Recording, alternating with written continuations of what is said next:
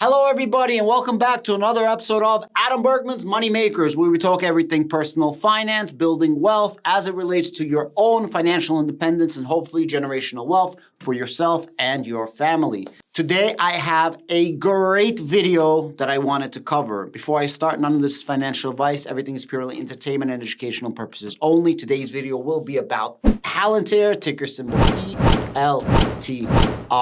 This is a video from Davos. Davos is the World Economics Forum, and Alex Karp is actually doing a speech there today. So I'm going to try to cover this. In the meantime, let's take a look at what him and CNBC were saying. When you have a shock in the system, you go into unpredictable. And one of the reasons we underestimate the risk is we've had, since World War II, a system that's functioned. Basically, most people in the West have gotten more educated, wealthier, and people believe that system will override. It'll be rational. It'll be rational. But we're now in a moment where the system actually flips, and they're just moments of complete irrationality. And our institutions have not taught us how to deal with that, and therefore we systematically underestimate the risk that. What do you think the risk is, if you were to handicap? Well, I think most people think the risk is like below 1%. I think, of course, it depends on the duration. So if you have a long duration, I think, the risk is modelable, and it's probably in like the 20-30% range. How do you... Whoa. So Alex Karp says that we're in a 20 to 30% risk of nuclear war. And he's not just talking about Russia, he's talking about a lot of our foes, a lot of our adversaries. And Alex Karp is actually going to use the word adversaries in this interview. So some might say, oh, this is fear-mongering, or some might say, no, this is exactly precisely why we need PALANTIR. This is exactly precisely why PALANTIR exists. And this is precisely exactly why PALANTIR will be the first software prime of the United States Department of Defense. Currently, we have 5 hardware primes like Lockheed & Martin. And if we get a software prime, well, we in the money if you are a PALANTIR shareholder. Let's go on. How do you think this ends? I don't know. But I'll tell you, first of all, what's begun now is every large nation in the world is evaluating, wait a minute, is our offensive capability actually offense, or will defense offense like in Ukraine be able to beat us? And every single large country in the world is looking at this, not just our adversaries, but also our allies. So he's basically talking about what's happening right now with Russia, how Russia was said to be the big bad wolf, the Red Army of Russia, that we are the second strongest army in the entire world, and we would be able to bulldoze over Ukraine. Well, that didn't happen, and evidently people are starting to realize that Russian army was actually not that strong, taking away nuclear weapons. And now he's saying, will defensive offense be able to win, which is kind of what's happening right now with Ukraine, how Ukraine is defensively offensive. Of course, they have some great equipment from NATO and some great equipment from the United States. And a lot of people are like, well, how did PALANTIR not predict what happened in Ukraine? PALANTIR did predict what's happening in Ukraine. That's how come Ukraine was getting weapons and armaments and high-level technology like Stinger missiles and Javelin missiles, body armors, night visions. They were getting it for the last 6 to 12 months because PALANTIR did predict what's happening right now in Ukraine. Make no mistake about it. They did 100% predict what's happening right now in Ukraine. And if they didn't, Ukraine would have fell a long time ago. So he's saying that if countries or adversaries, all large countries, whether they're adversaries, whether they're foes or allies, are going to realize how to reevaluate this, then we have a chance of actually losing, and they have a chance of winning. We also talked to Karp about if there is a lesson of the Russia-Ukraine war, what it is for China, given its role in all of this. The lesson for every big country is, holy we've been buying. Karp is the best, but that's 100% correct. That's 100% correct what he just said. Holy-ish. And that's exactly what Donald Trump was saying during the whole COVID thing, right? Donald Trump was saying, well, how is it possible that everything we have comes from China? Listen to what Alex Karp is going to say. All this heavy stuff. And if people are willing to fight as heroes, fight to the last person, which it takes resolve and heroism, and they actually know how to operate because they have access to software and can use the data, they might actually be able to beat us. Palantir is trading below $8 a share now. Year to date, you can look at that stock and just how far it's fallen. We talked about the stock and asked him about whether he watches the stock price. It's going to be very interesting to hear what he has to say and his outlook. Pay very close attention, literally put everything down and listen. I would suggest you to actually watch what he's about to say and understand future outlooks. Really, never. But you must look at it, given what's happened, given the collapse. And I ask because I imagine that you have employees who are looking at that stock price, and that creates its own complication. Let me explain. Let me just, first of all, Palantir has launched 5 of the most important products in the world, some of which are playing an active role in every part of your life, both in terms of disseminating COVID, vaccine, and lots of things we're doing we don't talk about. Every time we launch a product, people think we're idiots or crazy or insane. And very often these products power the world. So I don't see doing on a DPO any different than launching a product. We're in very difficult times. Palantir is built for difficult times. Of course, I care what employees, investors are going through, but what they should care about, and what I care about is where's the company going to be in a couple of years? And let me tell you another thing about bad times. Our primary competition are startups invigorated by the hot, somewhat caustic, and addictive fumes of loose venture dollars. Those companies are being cut off from the vapors of those fumes, and that affects my business much more than any stock price, meaning that I do not lose employees to these companies that are 2 days before they fail. The people that should come to Palantir and power a better world don't go to a startup that's going to essentially build consumer products that help none of us. So that's like a massive opportunity for Palantir. All right, let me just decode that crazy encrypted message that KARP just said. He doesn't look too hard about share prices. He says, give us some time. You're going to see what's going to happen in the future. He says that the products we come out with are changing the world. It's not just consumer products. It's changing the world. A lot of these products you guys don't even know about because we're really helping you on the hush-hush. For example, like the PPP, COVID throughout the United States, throughout the United Kingdoms, a lot of military contracts that we have, and all of our different platforms. Gotham, Foundry, now we have Gotham Europa, Apollo, Edge AI, right? All of these platforms like crazy. Like a lot of people don't even realize that Palantir can find a piece of debris the size of this cup in outer space. In outer freaking space. They can actually decode information in outer space, take raw data, process it in outer space, and send it back to Earth already preemptively processed. So they don't waste any time, within 30 minutes to 2 hours.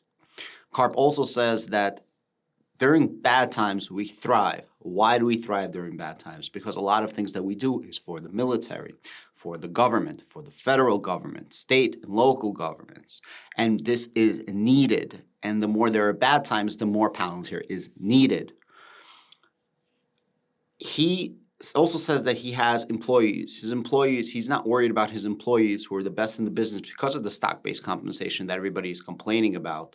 That his employees, he's not worried about them leaving to these startups. And these startups, they're just a couple of days away from failing if the venture capitalist funds dry up. And that's exactly what he said by the vapors and those vapors evaporating. That's what he meant, the money from venture capitalists. And in bad times, that money is, very hard to find. However, in bad times, Palantir will thrive because they have money coming in from the U.S. government. And that money is not going to stop coming in from the U.S. government and the U.S. government's allies because in bad times, you always need it. And he's trying to say that in the future, it's only going to be bad times, even during good times. I know I sound like I'm crazy, but what he's trying to say is for the last 50 years since World War II, 70 years, whatever, that everybody thought everything was all good. That we're not going to have any more wars. We're not going to have any more problems. We're not going to have any more issues. But lo and behold, we still do. It's still here. And I said this many times before. No matter what happens with Russia-Ukraine geopolitical situation, everything is changing. And everybody is going to arm up armament. But armament not exactly physical or hardware, also software. And a lot of that armament is going to flow into Palantir. A lot of the NATO countries, if not all of the NATO countries, will be upping their spending. You already see it. Spain said that. Germany said that. UK is going to do it too. A lot of other countries are going to spend a lot more money on armament and defense. A lot of that defense will be cyber defense and data defense and offensive data processing that only Palantir does. Let's keep going. He's going to talk about more financials. He took the gloves off, no holding back about what he was speaking about there in terms of his views of Silicon Valley. I also asked KARP, though, about the perception of Palantir on Wall Street, and specifically a report by Morgan Stanley, an analyst there, that questioned whether Palantir should actually be valued as a true software company or a consulting firm. I know what they're going to say in 2 years. Why do I read them now? What are they going to say in 2 years? They're going to say, you know what? Palantir focused on building high-quality revenue. 60% of it comes from the only source that isn't going to go away. They make free cash flow off it. Guys, I want you to pay very, very close attention to the number he just said. 60% of our revenue is being generated from something that's never going to go away. What is that generation from? The government contracts. Now stick around till the end, which is very interesting that he said 60%, because from our last financials, the government contracts is not 60%. So that tells me that there's a lot of contracts in the pipeline to grow our government sector, which is lagging right now, or perception that it is lagging right now. But in reality, I think that our government contracts are actually about to boom in Q4 of this year and Q1 of next. And I've been saying this for the last quarter, ever since the geopolitical uncertainty of what's happening right now. Pay very close attention and stick around till the end so I could give you some nice charts. And they've delivered 5 of the most interesting products in the world. By the way, they will then be writing about Apollo and our stuff on the edge and the military stuff we can't talk about. And our revenues will have increased. And in the end, it's a multiple on revenue. Right. And that's what they're going to write. So what this Morgan Stanley analyst said is this is a company that should be considered a consulting company, not a software company. And that was in terms of what the multiple that should be applied to that company. How do you think about that? It's complete idiocy. I mean, it's just like, look, the company that supplied, the product that supplied your vaccine, which I'm sure he took, comes from us. The products that are involved in every war effort in the world come from us. We're working in environments I don't even know about, where my product is installed, no one has access. This is just like something that people believe. I'll tell you, this comes from when we build a product, we deploy it, and then we iterate to the point of product productivity. This guy is awesome, what he just says. Idiocracy, pure idiocracy. And he breaks it down. He basically said the vaccine you got for COVID, that's from us. Every single war effort, that's us. Our products are working in places we all even don't have an idea about. That's also us. When we launch a product, we iterate it, and we get it to market. And then later on, in a couple of years from now, you guys are going to be talking about how amazing our products are, because there's so many things you don't know about behind the scenes. Palantir is touching every single one of us every single day in our lives without us knowing about it, which is absolutely insane if you think about what I just said. How do you think this company can possibly fail? And I do still want to give you some numbers at the end of this video, so please stick around. There's more. Longtime critic of Silicon Valley, and I asked him whether he thinks big tech is going to have a reckoning given what's happening in the economy and the markets. The big tech, I doubt it. But the moderate-sized tech, a lot of these people are depressed because they live in a world where, for every unit of effort they put in, they've gotten 100 units back. And for the first time, they have to live with what the rest of the world lives with, is they did their best, and now it didn't go as well as they thought. And so, I think if you could sell like some form of heroin to them that would put them asleep for 2 years till they could wake up till better times, you could sell it for any amount of money. So I think that's probably, their depression is going to be a problem for their companies. But the reason why structurally it's a long way from changing is the parasitic model of we take your asset, whether the asset is your data in individuals or your data as an enterprise, and we sell it back to you where we make all the money, is highly lucrative. Big tech, we take your data from you and we sell it back to you. Highly lucrative. Interesting that he said that. And decentralization is where Palantir is leading to. I said it before, I don't know if you guys know, I do have a crypto channel. I am a crypto head, a DeFi, which is decentralized finance head. I know a lot about cryptocurrency, probably more than I know about traditional finance. And that statement right there is leading to a decentralized statement, which I think Apollo Edge is going to bring decentralization, where we have a smaller need for cloud. But that's a completely different video.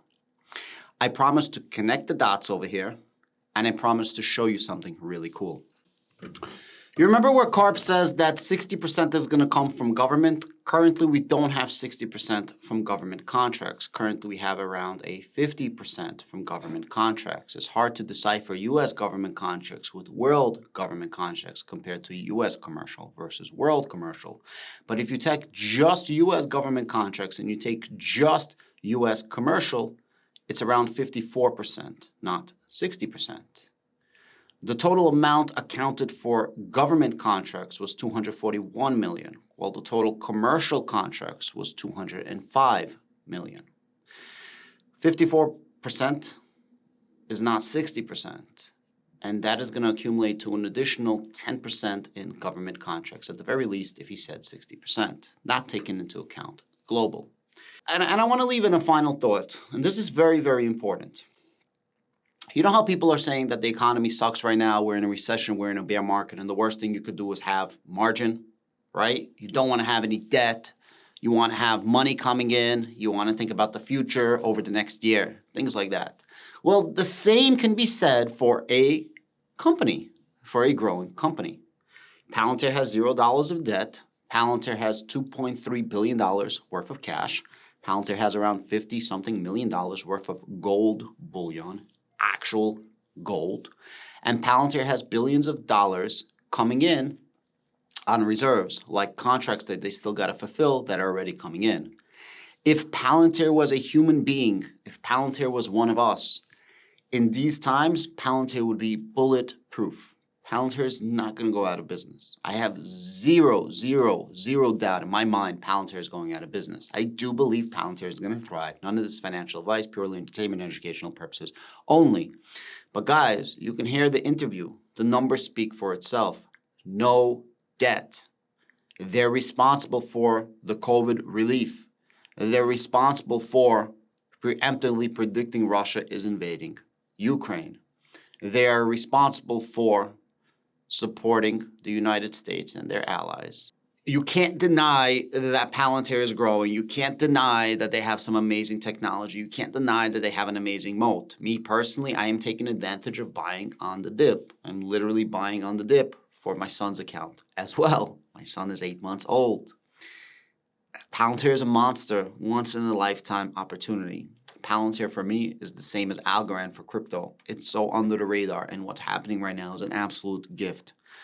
So I don't have a once in a generation, but I have a twice in a generation between Palantir and Algorand, my crypto plays. Guys, Palantir is a beast. Palantir is a monster. I connected the dots. Palantir is foolproof, but definitely do your own research.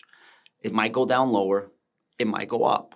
Who knows? I do have a nice cash reserve that I sold out of some positions in order to redeploy them into certain stocks. One of those stocks is going to be Palantir, also NVIDIA, also Unity, and of course, Tesla, which I'm building up a position that I didn't have a chance to before. Take advantage of these dips, take advantage of these markets, and really have conviction plays. I promise you, and screenshot this. When Palantir is going to be $20 a share or $30 a share, people are going to say, Palantir is the best. You should buy, you should buy. Buy. The same analysts that are saying right now Palantir is going to go to $2 or $3 or Palantir is dead, blah, blah, blah, blah, blah, blah. At the end of the day, there's going to be a ton of new contracts coming out. At the end of the day, there's going to be a bunch of new clients coming out. Palantir is actually growing. It is healthy. It grew by 31%. I honestly think people don't give Palantir credit. People are just choosing what to look at. Or maybe it's clickbait. Seeking Alpha put out 6 articles in 2 days. 6 articles, 4 in 1 day.